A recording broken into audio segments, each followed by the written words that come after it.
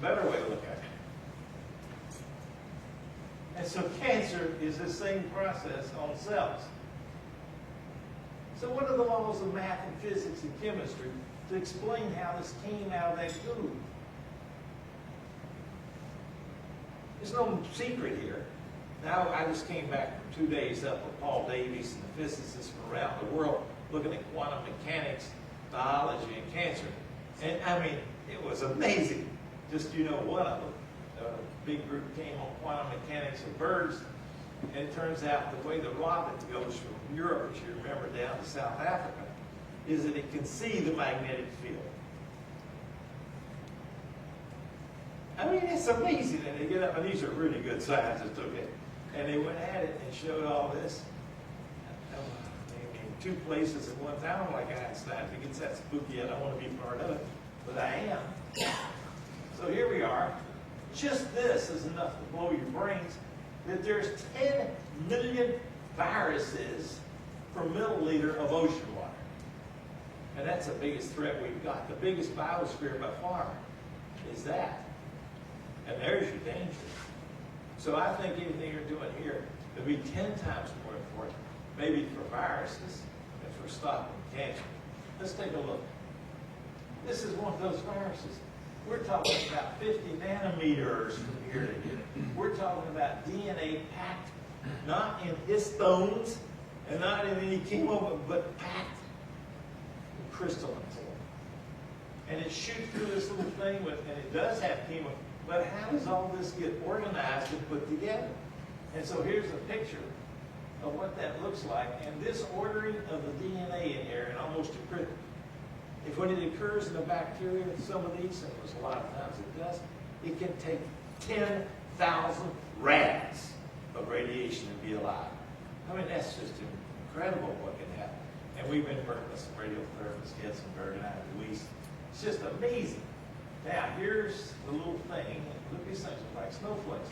What determines that? And Herb, people will try to help us on this. We got a long way to go. So let's just take a look at some of this. These are actual photographs, not drawing. And this is the crystalline DNA in here. And this is this little connector here. And this flies together just like the motor does in bacteria in almost instantly. How does it do that? Physics and math. I don't know. But it's interesting. And so here's one of those motors that's been worked up from EMs and things. And this is a little thing the DNA shoots through. And when it's the bacteriophage head-tail connector, there's a whole bunch of these proteins. And they beautifully organize themselves. As that self-organization, self-assembly, and everybody knows this, it is all going to be about molecular dynamics in the end. And how a protein folds. I'm telling you, it's been said that if a blind man went out onto a golf course and they handed him a little thing and he put a golf ball and he took a swing, he hit a hole in one every time. And that's the probability of this. And it looks like they're going down into these beautiful thermodynamic troughs. And people here are experts on this. But my gosh, that may just involve the water. And I've been interacting with a lot of people on folding, and I'll tell you, it's just amazing. So here's one of them that folds called a clamp around the DNA. So these clamps fold very quickly. So this is one of the polymerases that causes the DNA to be replicated. And this is one of the systems that's involved for processivity. And these are Taurian proteins. Now, I'm going to tell you, the DNA wraps around proteins, that's the histones. But it also goes through proteins like a spool, and that's this. And what this does is incredible. Every 10 base pairs, there's a crossing of that DNA. And how many do you have at 3 billion? And how fast can you replicate that? So let's take a look. Most of the DNA on this planet is circular DNA and mitochondria, bacteria, and there's these replisomes, and there's maybe 20 to 40 of these absolutely necessary for this to work. They form a big complex in there, and it's mind-boggling. We'll show you a little bit about that. So here is, now I need to put the, where did I get the little mouse? So I'm going to put the mouse in here to turn this on and tell me how do I do that. So this is an old game many of you have seen. Just click on that. And you can get these things synchronized and in phase just by spinning. Now there's every 10 base pairs, this thing's spinning. And then you got to separate all the strands and put all the histones back on and do all the methylation. This is an incredibly dynamic system that any just simple idea is not going to explain this. I knows where to go. It'll stop here in a second. We'll do all day. So there it is. This is the circular DNA. It's very common. Now we go to the next one. Should take me to the next one. There we go.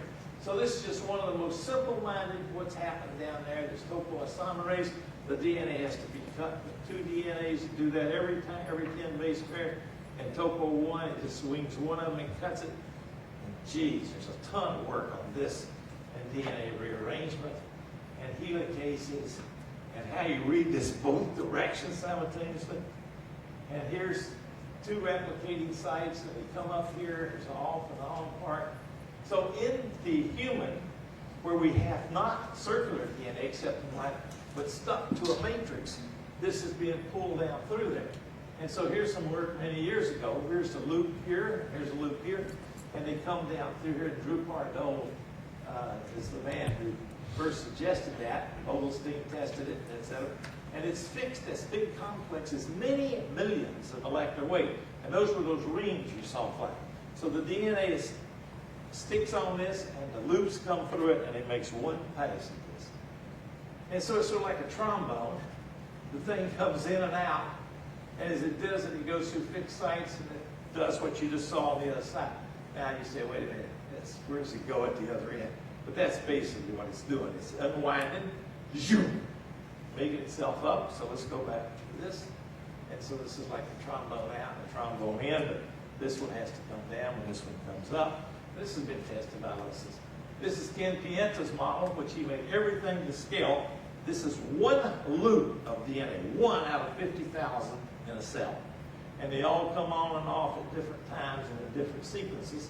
And so when they replicate, they move down through fixed replicating sites down here. Now, as you can see on here, there's 60,000 base pairs, and this has been measured accurately, and they vary between about 20 and 100, but 60,000 most of them. There's 6,000 turns of the yellow and blue wire in this. There's 300 nucleosomes. There's 5,000. These things have to all be stripped off, copied, put back on, repaired, and methylated. Jeez. So and this unwinds at 100 RPM, okay? And so this is some work. Getzenberg looked at this, and he looked at the proteins. These residual proteins here, which this rolled up DNA is attached to, are tissue specific. And then you unwind them, they come out. Here's the fixed replicating site. And these are different places. Now, Bert O'Malley and Vogelstein and the other group showed that the genes are different in each cell, and the loops are different, and they're attached in a tissue-specific manner. So you can hand us a piece of this matrix, and we can tell you only 10% of the protein, what cell that came from. And this is the way the loops were determined. They can wind them and unwind them. They're locked at their base, superhelical densities locked down to this structure. And it's the residual structure that organizes these 50,000 loops and this halos of DNA, done by many people, Peter Cook, and a lot of people over in England and everywhere else that worked on these sort of things.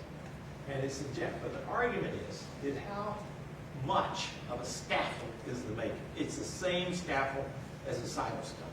As soon as they found this thing was not, you could hit it with different lasers, and it was doing different systems, so does the cytoskelet.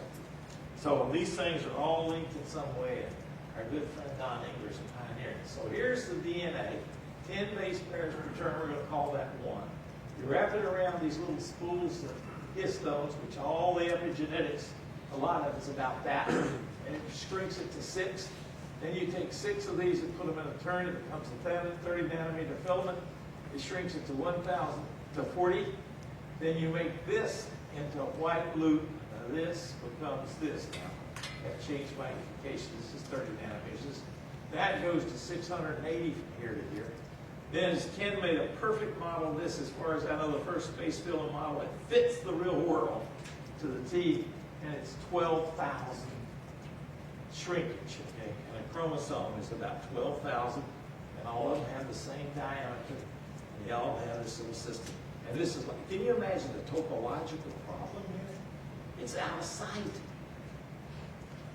And this is like a slinky, right, Ken? Roughly we grade it. And this is the actual, so the chromosome people coming to Baltimore in those days, and he made this thing to scale. And so this is a 30 nanometer filament. This is a little loop you saw. And this is about 18 of these per turn. It's 1 million base pairs per turn. There's millions of base pairs in this, and it's being replicated in different little units, and it has bands that we don't fully understand. And so this is again, the model is what I think a real breakthrough in making the first space filling. And it's number 4 because that's the average size. It's got the telomeres on the end. It's got the kinetic core, which we're not showing here.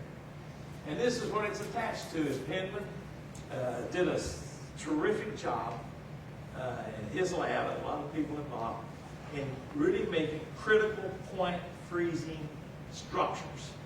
Gary Stein back here to give you the names of all the people involved in that, but this is his drawing. And this is 10% of the total protein in the cell. It is locked up to something called intermediate filaments, and that's called lamins. And so this is where the core complex is. And I will tell you that the keratins started in the nucleus. And then they got changed. They came here. They went on to become skin. And this is a tissue-specific part. And they went on to be horns and teeth and hair and everything and feathers. They're really interesting. And so this is a work of others. They can change the gradient in the culture by changing the food supply. And these E. coli take on beautiful patterns. Well-known work. How does it do that? And as part of it is, they know where to go. They don't know where to go. They follow gradients. So this is a slime mold dictyostelium. You put it in here, and it runs all over the place. And you put a little oat flakes here, and you put them in, and they all find the shortest distance to it. Now, are they smart? No, they're not smart. They're running up a gradient.